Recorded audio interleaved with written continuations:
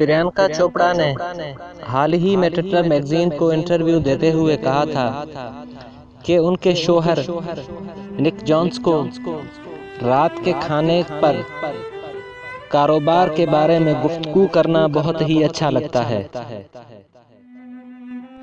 प्रियंका ने मजीद कहा कि रात के खाने पर हम एक दूसरे से अपने अपने कारोबार की बातें शेयर करते हैं और वो इंतहाई संजीदगी से सुनी जाती हैं।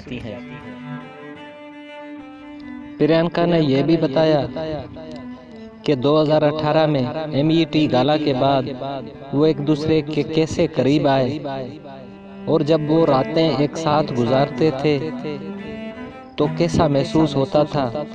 प्रियंका ने यह भी बता दिया। उसके बाद निक जोन्स ने जब प्रियंका को शादी की ऑफर की तो प्रियंका का कहना था कि मेरे पास ना करने की कोई वजह नहीं थी।